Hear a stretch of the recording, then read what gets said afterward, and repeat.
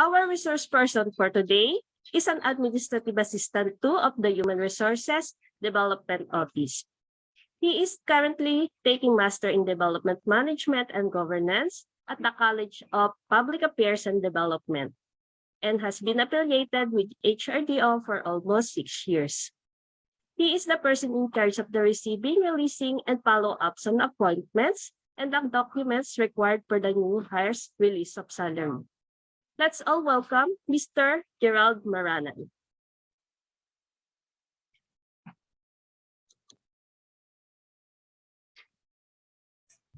So good morning, everyone. So thank you, Miss Anna, for that wonderful introduction. So let me share my screen. Am I loud and clear po? Yes, loud and clear. Okay, thank you po. So yeah, so let me start my presentation. So the topic to be discussed is about merit selection plan, or yung title guys, merit selection plan orientation. So marami ng introduction kanina si Chancellor at si Attorney Peralta, but yun nga, actually this would be just review for all the HR MPSP members, and also magandang ano na rito, panimula sa mga bagong empleyado or sa mga bagong officers na nag-attend po dito sa webinar po. Okay, so let me start my presentation. So just a quick definition. So according to the BPA memo number BPA memo number MBG-0-75, or the implementing guidelines for the University of the Philippines Merit Selection Plan for Administrative Personnel, Merit Selection Plan is a systematic method of selecting candidates for appointment and advancement on the basis of qualifications, fitness, and abilities to perform the duties and assume the responsibilities of the positions to be filled. So kumbaga, yung merit selection plan, ito yung tool na ginagamit natin on how we select candidates for a particular position. So we can confidently say na na-hire ako for that position. So na-hire ako for that position based doon sa qualifications na meron ako. So yun. So hindi kumbaga hindi sa palakasan na. So na-hire ako dahil I passed the MQS and also yung qualifications niya for that position. So just a quick scope and coverage of the UPMSP. Okay.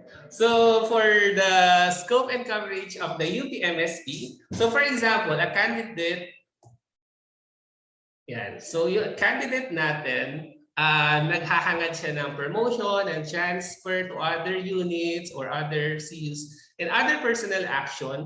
So dadaan siya sa evaluation ng kanyang performance rating, training, at saka experience. So yun lang yung basic natin, yung coverage ng UPMSP. So lahat ng personal action na pagdadaanan ng candidate dapat i-evaluate yung kanyang performance rating, training, at saka experience. So for the policy framework, so usually yung ating MSP, so the UPMSP adopts a system-wide merit selection plan with the objective for objective selection of candidates. So sinasabi nga natin, katulad na sinabi ko kanina, dapat objective yung selection. So paano magiging objective yung selection ng candidate? So based on the qualifications or yung MQS ng particular position. And then also, it offers fair opportunities for all the candidates. Diba? For example, lahat ng candidates natin for the position, so magpapasa sila ng application. So lahat sila i-entertain natin. So nagkakatalo na lang based on the MQS na nakaset dun sa particular position. So lahat ng candidates ay ine-entertain po natin. So and then, so relative qualification. So paulit-ulit natin ito sasabihin. Lahat ng ating candidates for a particular position ay meron kanya-kanyang MQS. So lahat po yun, pagdadaanan yung evaluation or screening ng mga positions na yun based sa MQS. And then yung fourth, so we are promoting the career planning and development. So sabi nga, lagi natin naririnig kay Chancellor, so we are for the future proofing. So dito makikita natin na we hire not only to fill out a plant field item, for example, kasi ayun naman talaga yung isa sa reasons. But we are looking forward. Halimbawa, so we are hiring a particular person or a particular candidate for the position na inaay niya. But with the plan na halimbawa, we are planning na itong taong to, for example, di ba, usually nag-start siya sa admin assistant, then mag-yung AO, hanggang sa pataas ng position. So, kumbaga, dine-develop natin yung career niya para for future positions na. And then last, so HR planning and development. So yeah, so we at HR, so we are following the MSP also for para nga sa pag-develop ng mga future nating officers.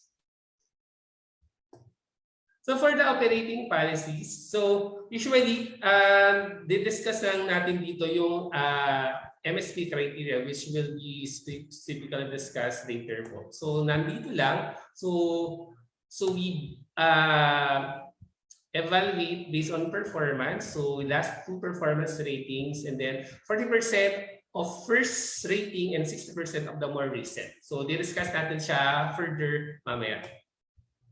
And then we also look at the candidates of education and training. So nakalagay dito yung education, training courses, and seminars na inattenda nung candidate. And also, dapat relevant to the position yung education at saka training na meron siya.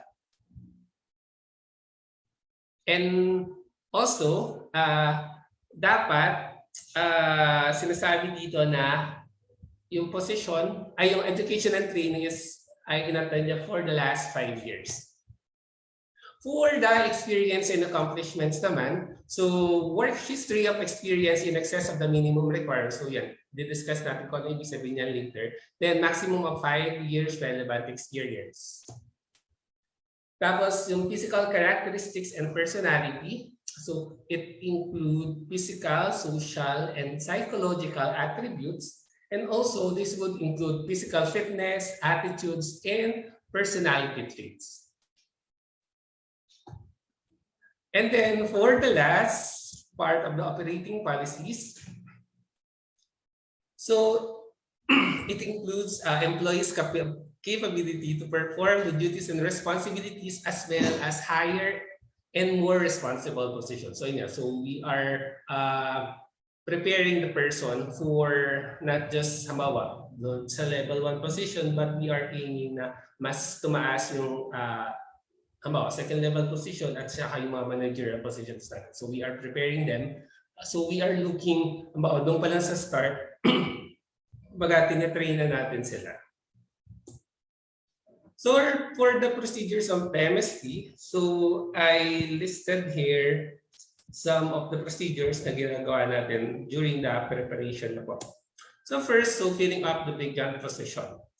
And then yung publication of vacant positions. So di ba, usually dito sa UPLB, so we publish yung vacant positions dun sa UPLB website. So if you have the chance na ma-check yung ating UPLB website, so you can check there. Also, we are posting it sa sa Facebook page ng HRDO and also sa HRDO website. So you can check all the vacant positions po na nandun. And then screening and assessment of applicants. So tulad na sinasabi natin kanina. So remind ko lang po ulit yung submission po ng applicants ay through email. So kung for admin, so it's ADM Careers po at UP.edu.ph. So you can check po yung nakalist naman po yun dun sa UPLB Careers po, dun sa UPLB website. So on how to submit application, and since nagkaroon nga ng pandemic, so we are recommending po na through email po yung submission na application natin. So all the applications po, so in-screen po yan. So care of Ms. Danny Parungaw. So and then yeah, so nagbibigay tayo ng yung feedback to all applicants, pinaprovide to ng units. And then preparation of transmittal letter to units. So yun nga, so pag na-screen na ni Ate Laine yung lahat ng applicants, so gagawan siya ng transmittal letter, tapos i-forward po sa units po. And then evaluation of the units HRMPSB. So yun nga. So once na endorse na po yung lahat ng applicants for a certain position to the units po. So di ba meron tayong kanya-kanyang units HRMPSB. So ina-evaluate na po nila lahat ng applicants based on the QS and also the screening criteria na sinet po ng unit. So yung next step is the preparation of recommendation and justification of the chosen candidate. So ito yung ating yung recommendation. Sino na yung ating napili based on the MQS, based on the criteria na sinet ng unit. So we prepare po, the units prepare po yung yung recommendation na.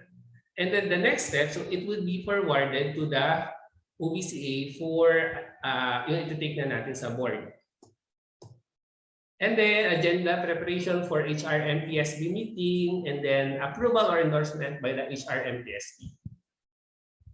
Tapos, so once ma-okay na, so 'di ba sa OBCA, so yung HRMPSB meeting, so okay na siya, so endorse na siya kay Chancellor yung papers na pinrepare. And then kung okay na po, so yung ating binibulugan na po ni Chancellor. So once okay na po yun, yung endorsement, magpe-prepare na po ng appointment papers ang HRD. So care of Ate Lani.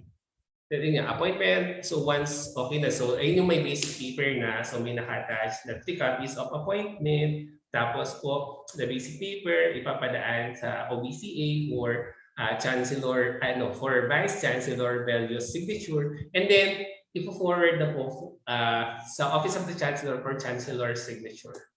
And then, yun, distribution of copies of appointment. So ito nga, so lagi natin pinapaalala na yung once na masign na po ni Chancellor, yung approved appointment, so, ang pinaprovide muna natin sa ating mga newly hired, for example, or sa ating mga newly promoted na staff ay photocopy. Bakit? Kasi nga, ang nangyayari is kailangan i-approve muna ng civil service yung 3 copies of appointment na repair. So, once na ma-approve na po, so inyong ibibigay sa ating mga newly hired o kaya sa mga na-promote na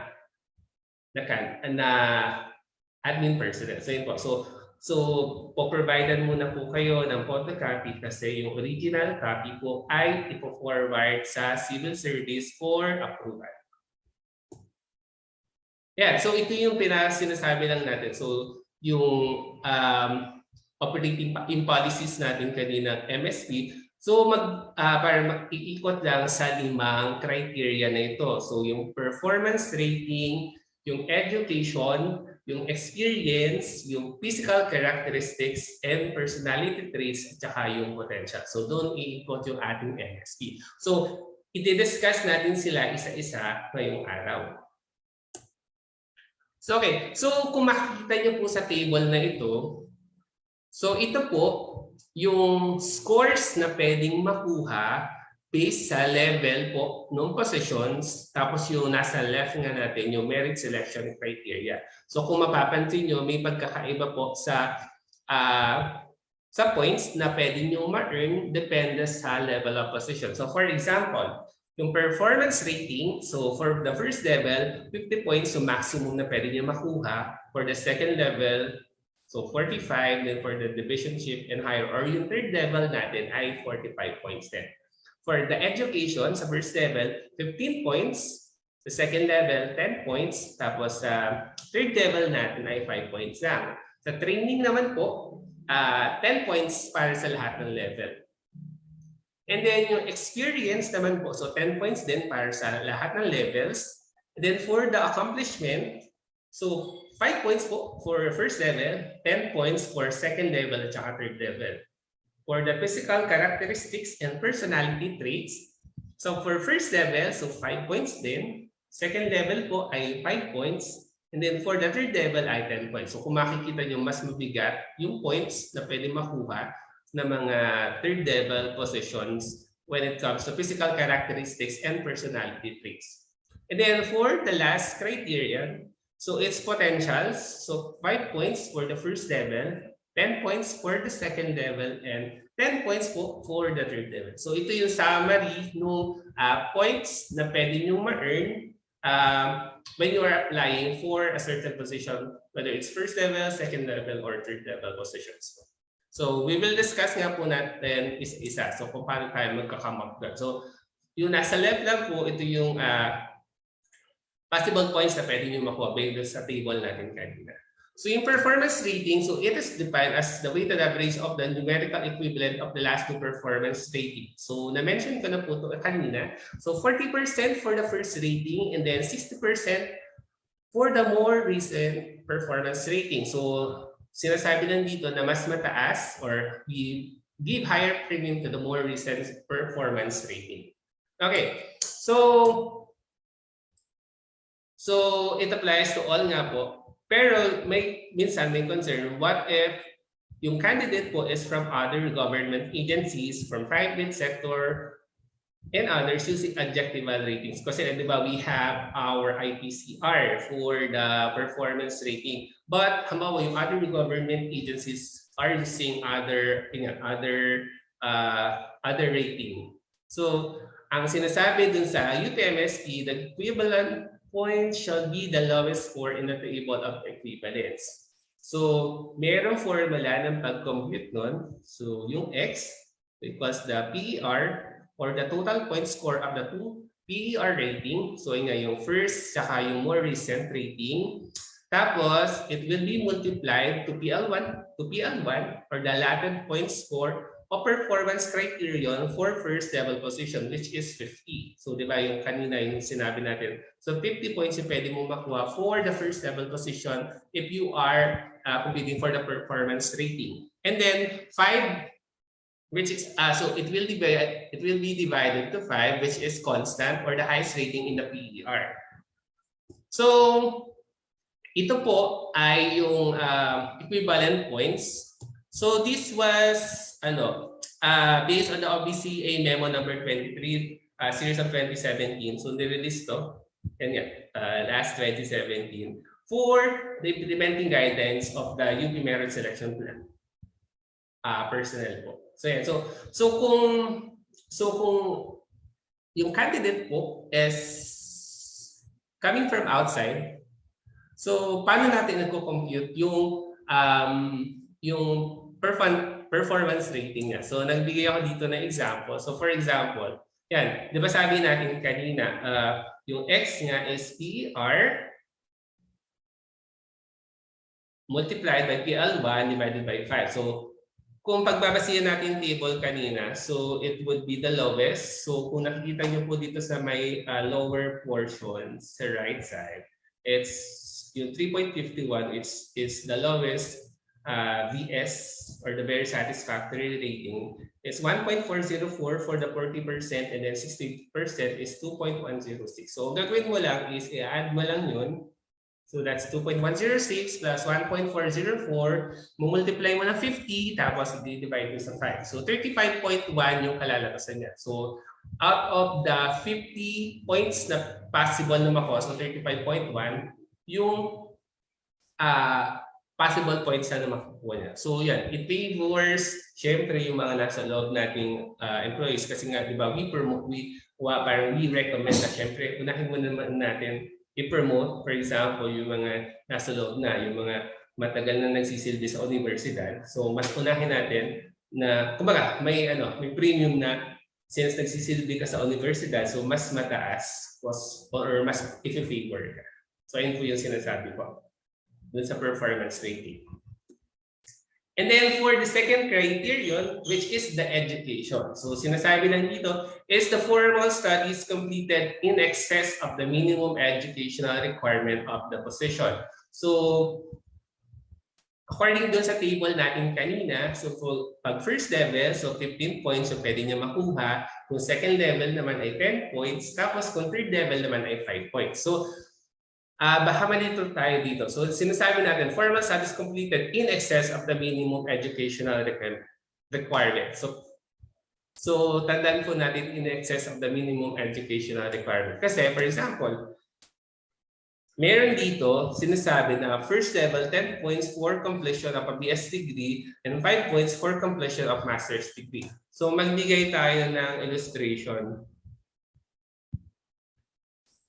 So yeah. So for example, yung first level, yung candidate applying for a first level position na ang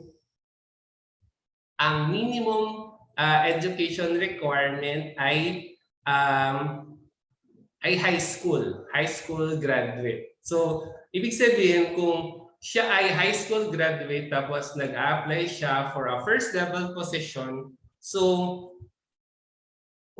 kung high school graduate lang yung kanyang natapos, so ang magiging score niya ay NA. So 'di ba doon sa ano natin kanina, doon sa table natin kanina, ang sabi that 15 points yung pwede niya makuha. So NA na siya doon kasi 'di ba sabi natin for a first level position dapat in excess of the minimum requirement. Since high school graduate lang siya, so kumaga wala siyang makukuhang points doon sa 15 points. But kung halimbawa, so kung nakikita niyo po sa table doon sa third column, so completion of high school, so kumaga ayun yung example or ayun yung qualification for the position. So kung siya ay nakatapos ng first year college, so may plus 3 points siya. Kung second year college naman ay may plus 6, tapos kung third year college may plus 10. So kung nakatapos siya ng 4-year course, so doon niya makukuha yung 15 points.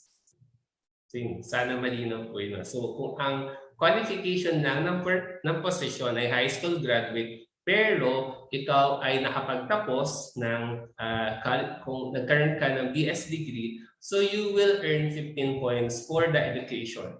Ayun po. So halimbawa naman, doon sa nasa fourth column, so ang requirement ay completion of 2 years college. So ma-earn mo yung 15 points kung meron kang master's degree. Yeah. So sana klaro po yun. So ayun po yung education for the first level. And then po,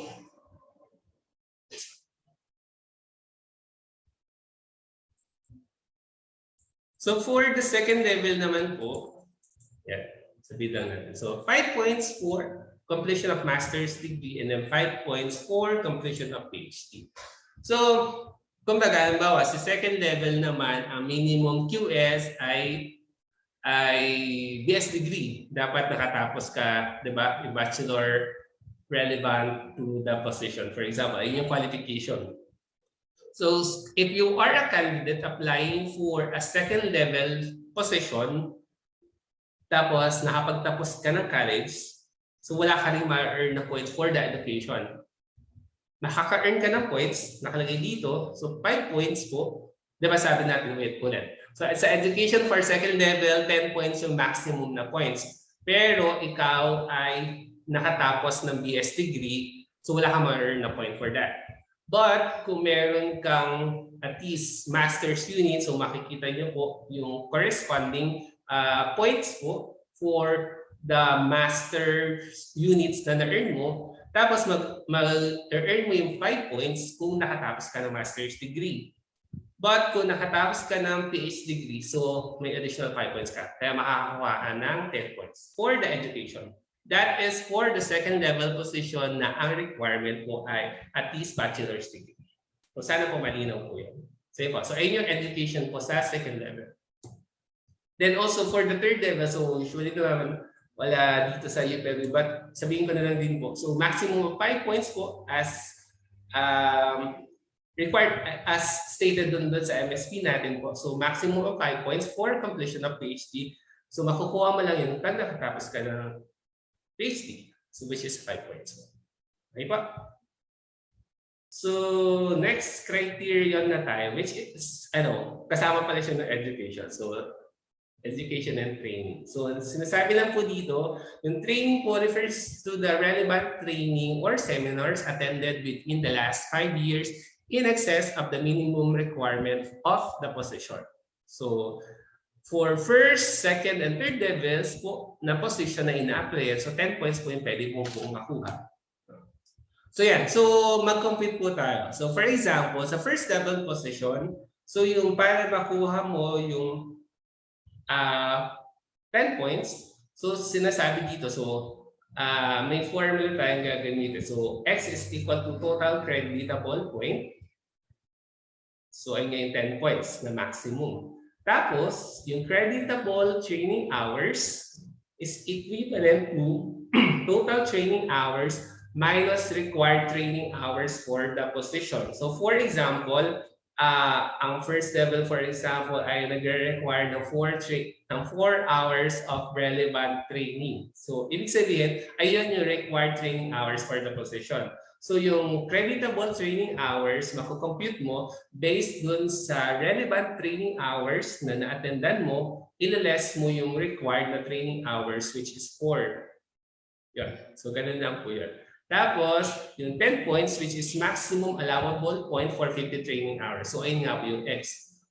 So, ibig sabihin, kung ikaw ay nag-apply sa first level position, tapos marami kang trainings. So kung na-less na yung required na training hours na 4 hours, tapos may natira ka pang at least 50 training hours, so makukuha mo na yung 10 points for the training. So yan, so klaro po ba yan? So yan. So kung ikaw ay candidate na nag-a-apply for a first level position na ang requirement lang ay 4 hours of relevant training, but naka-earn ka ng 50 training hours at least, so makukuha mo yung 10 points. So paano naman kung hindi ka naka 50 training hours? So paano magko-compute ng points? So ito po yung example natin. So yung example natin, yung candidate daw nagkaroon ng 8 hours training na relevant for the position. Tapos, so yeah, so just ratio and proportion. So 10 points nga, sabi natin, so 10 points is makukuha mo kung 50 hours as X points is to 4 hours. So ratio and proportion na, so 50X is equal to 4 times 10. So 50, yun yung maximum na training hours. Maximum, no. So that's the 50 training hours equivalent to 10 points. So tapos 4, ito ay paano nakuha yung 4. So ito po yung creditable training hours. So kasi 'di ba, meron kang 8 training hours. Tapos yung required lang ng position is 4 hours. So you less, so 8 minus 4. So that's 4. So i-multiply mo dun sa 10 points. So yeah, so ratio and proportion. So lalabas na 0.80 points. So for the 10 points, so 0.8 ang makukuha mo. So ganun lang po kasi. So ratio and proportion mo lang, yung 50x is equal to 4 times 10. So sana klaro yun. No? So ganun lang po yun. So kung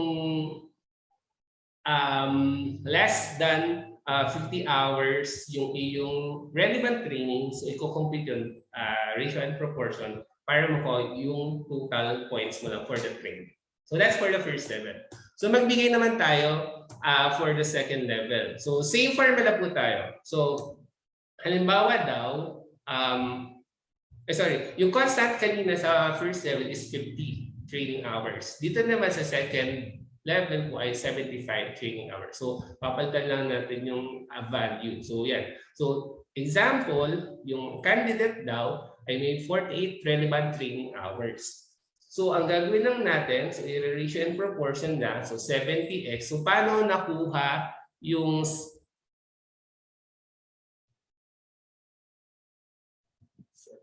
okay, sorry. So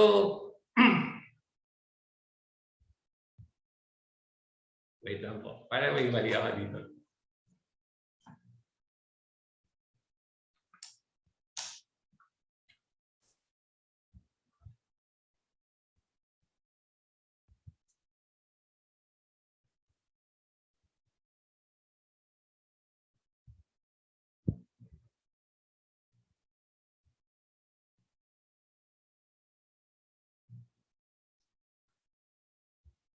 Sorry po. Baguhin ko na lang. So it's dapat 75.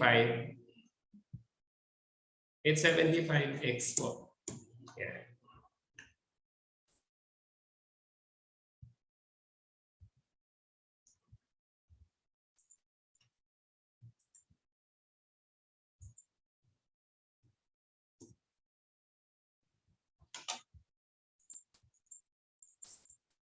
Yun. So, binago ko naman. So, 75x kasi nga 75. So, yung creditable training hours, so paano natin makocompute? So, total training hours, which is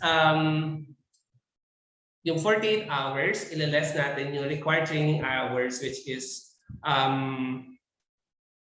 16. So, 48 minus 16 is kaya nakuha ko yung 32. So, 32 i-multiply mo sa 10.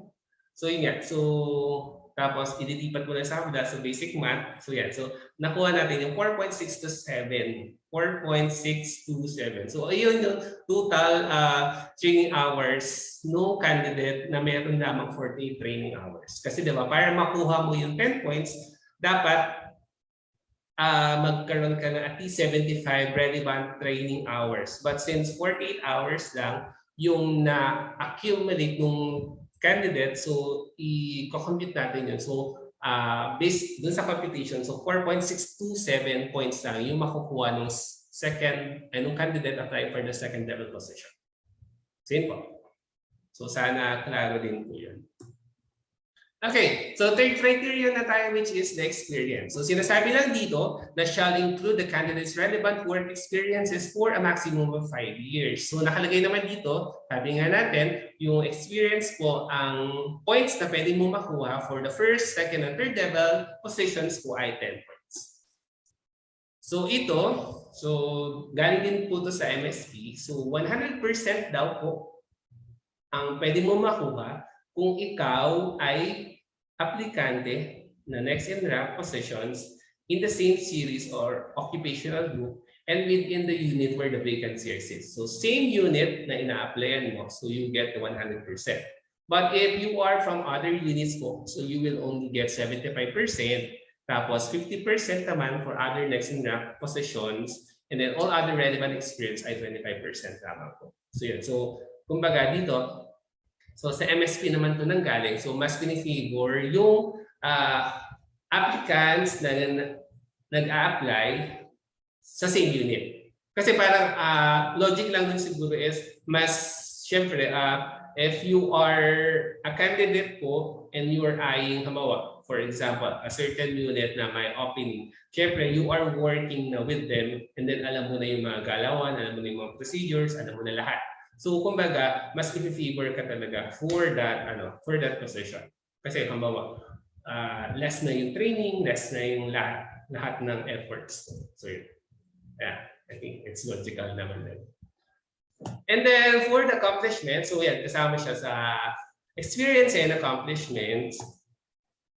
So for the first levels, 5 points. For the second level and third level positions po ay 10 points. So, ano yung kasama sa accomplishment? So, it will include awards or citation. So, lahat po nung awards na pwede mong makuha. So, yung specifics po nakalagay naman dun sa MSP natin na provided po sa units. And also, it will include innovations or systems. So, ano yung definition nun? So, improvements for generation of savings or enhancement of effectiveness. So, there are corresponding points din po. So you can check po yung ating MSP. And then the critical incidents, this refers to the effective accomplishments beyond the normal requirements of one's job. So yan, yung specific din po nandun sa ating UPMSP. So yun po. So if you are computing for the accomplishment po ng candidate, so for the first level nga is 5 points, then 10 points for second and third level positions. Okay, so pang fourth criterion na tayo, which is the physical characteristics and personality traits. So, maximum na pwedeng makuha kung first level ay 5 points, second level ay 5 points din, kung third level ay 10 points. So, ano na ang definition nito? So, these refer to physical fitness, attitudes, and personality traits of the candidates which have bearing on the nature of the position to be filled. So,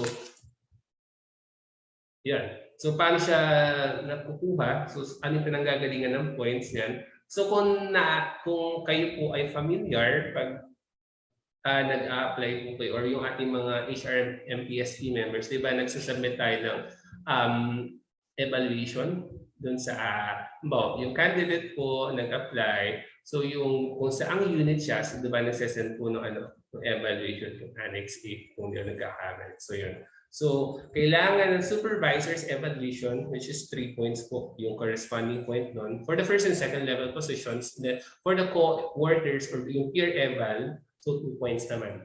So that would comprise the 5 points for the first and second level positions. So for the third level naman, so 60% for the supervisor's evaluation, and then co-workers naman ay 40%. So yun, nagkaiba lang sila. But usually yung tool na ginagamit natin yung eval forms na sinasend sa mga units or dun sa previous employer or sa previous units kung saan nandun po or kung saan nag-work yung candidate natin for that position.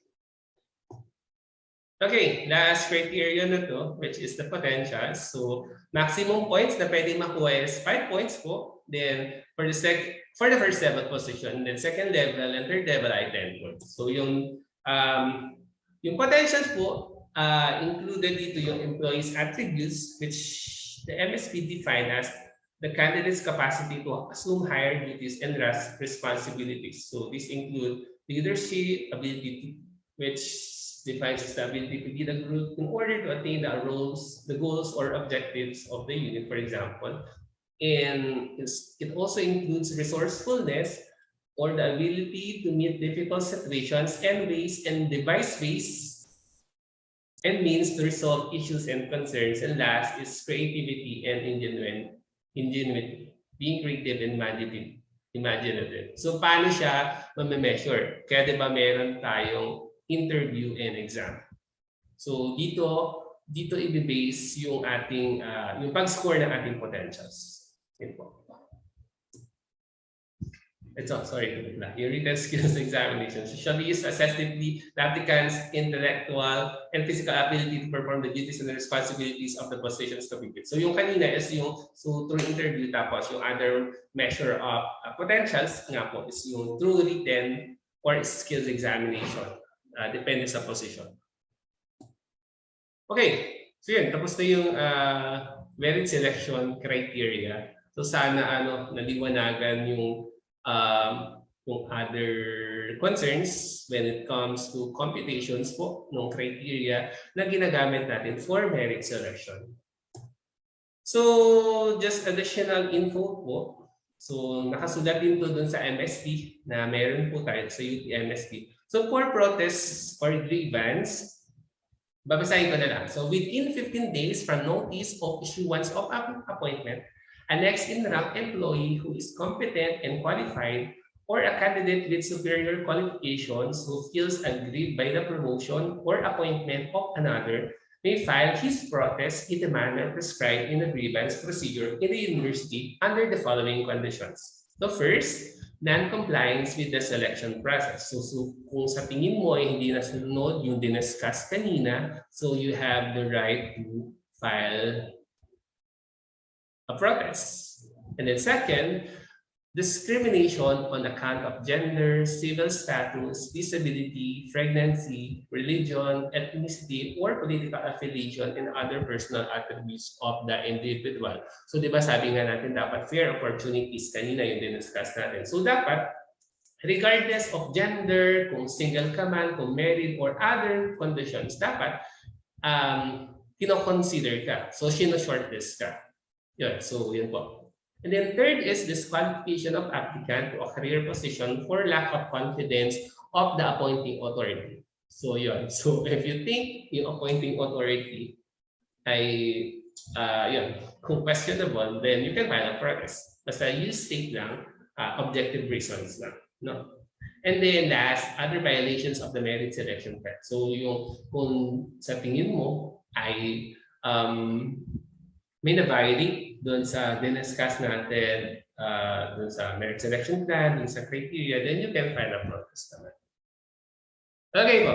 So I think this would be my last slide for today. So some reminders lang. So yan. So ito ay request to ng mga HR people na nag-handle ng admin personnel processing. So yan. So list and order of attachments for HRMPSP agenda. So first is the selection report.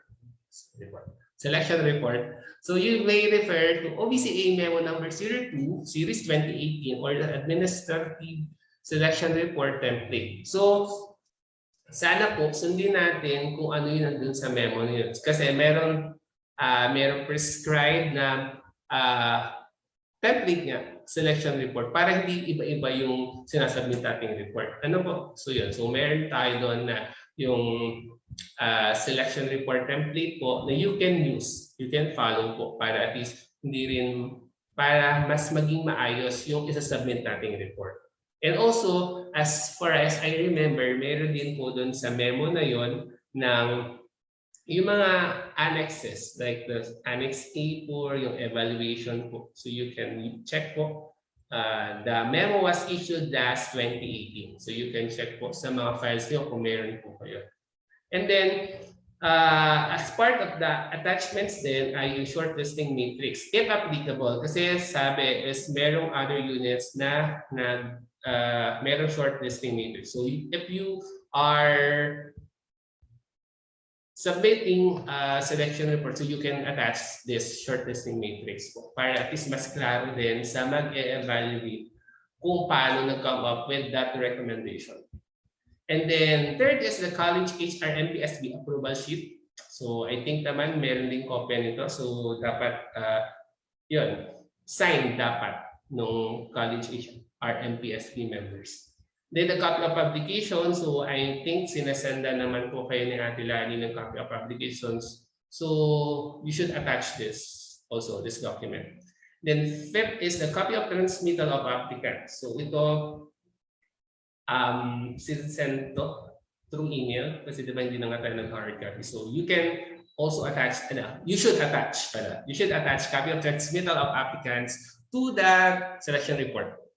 And then number 6 is unit HRMPSB interview forms or questions, notes and exam results, work sample test if any, or photos or videos of practical tests. So lahat po ng ginamit sa exams, whether written exam yan or yung practical test o yan, photos or video will do. So you should attach din po.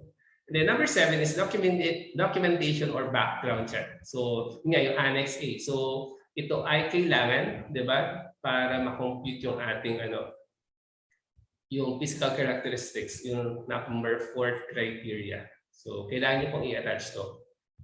Okay? And then application materials of the applicant. So lahat ng sinubmit na application documents ng applicants. So i-attach po natin. Also, please note that you should submit hard copy and scanned copy, one PDF file. So this 8 documents po should be scanned and should be saved as one PDF file para maayos din po. Kasi di ba, ipipresent yan sa HRMPSB meeting. So pag naghanap, so isang file lang po tayo. Hindi yung separate pa yung yung mga files po natin. So mas mahirap siyang hanapin kasi you need to close this, you need to open this file just to look for a certain information. So dapat one file po sana siya. One file po dapat. Yun. Tapos, make sure din po, so some reminders din, when you scan po, for example, all documents, dapat maayos po yung orientation. So, di ba, minsan, meron tayong mga documents na naka-portrait or naka-landscape.